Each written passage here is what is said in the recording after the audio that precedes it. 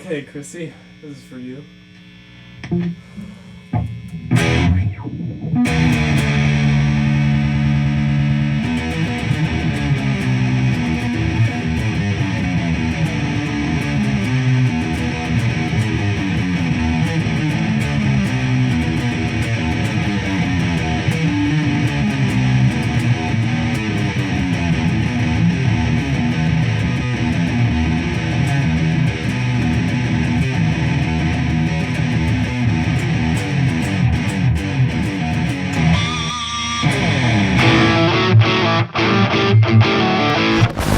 Stranger Things Season 4 Volume 2 came out today. I woke up early to review this because not only was I super excited for the show, but also I was terrified of getting it spoiled online, and this is a non-spoiler review. Nothing I say in this video will contain spoilers. The only thing I will warn you about is I will talk about many things in the trailer. Not what happens there, but just like, you know, this thing in the trailer, yeah, that was really good. Just like stuff like that. But of course, this is the second volume to the 4th season. We have 2 episodes here. They are both movie length. One is about an hour and 30 minutes, and then the second one is about 2 hours and 20 minutes. So episode 8 and 9 of this season.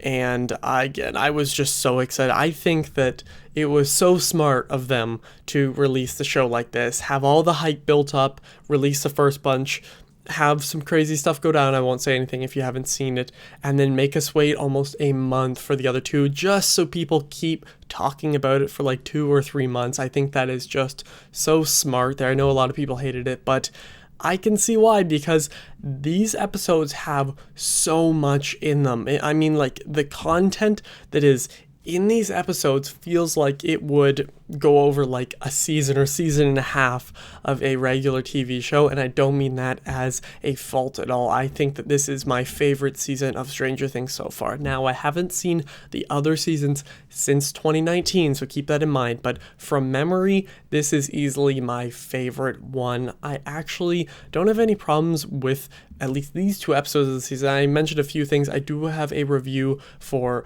volume 1 of this season, but overall, I think this season is the best one, and I'm just going to specifically talk about these 2 episodes because I do have that review, so I'll link it up above and down below, so check that one out. But after some crazy stuff that happened in those last few episodes in volume 1, again, I won't say, we have so much action and tension, and I mean, it was just crazy. A lot of people will be annoyed about the length, but for me, it was perfect. Again, there's a lot to take in, so talking spoilers would just be difficult. So that's why I'm not going to do it, at least in this video, because there's so much that happened, but all I can really say is that the characters are just done so well. This is the best acting of the entire show from, I think, every single person here. They all have their own moments. There are certain characters that kind of take the forefront here, some that are sidelined more in these episodes versus like the volume 1 or just the other season, stuff like that, versus like the earlier episodes. There are some characters that are like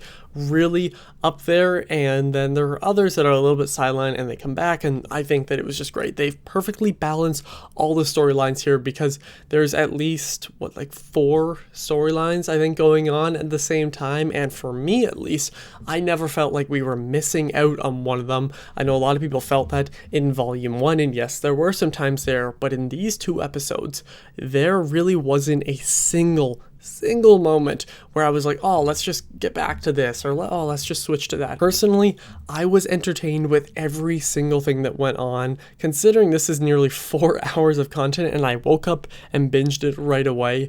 I was not bored once. I think these 2 episodes are, again, you know, probably the best ones. It seems that at least the last episode is definitely, but at the end of every single season of Stranger Things has always been one of, if not the best episodes. So the trend continues, of course, because there's always something grand that happens, and the visuals here are just gorgeous. They just get better and better and better. Some of the lighting and some of the scenes, it really kind of evokes emotion from you. There's scenes with Max and Lucas that, again, you've probably seen in the trailer, nothing more than that, and just this feeling of like dread and sadness comes with it in just them walking holding lights, stuff like that. And of course, all the visuals with Vecna and all the upside down stuff is really, really great. All the Russia stuff has this very gritty and like dirty look to it that I love, and when they're in a sunny place, it feels hot. So it's just like little things like that that you probably wouldn't think of right away really help add to the story, and the character writing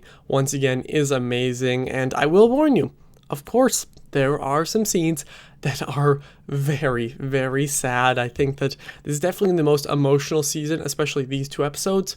Won't go into it, but you can guess certain things. You can guess certain things that'll happen, but not specifically who they will happen to, if that makes sense. That is all I will say about the characters. Again, I don't want to spoil anything here, because when I woke up today, I didn't even touch any social media. I think I woke up, texted like 2 people on like iMessage, I didn't even go on Snapchat, and then went and watched this right away. And I loved it. I genuinely think that the Duffer brothers just get better and better and better as they go along when it comes to character development and just feeling like these characters are real. Although the seasons, I rank them differently. It isn't like they get better every season, obviously, in my opinion.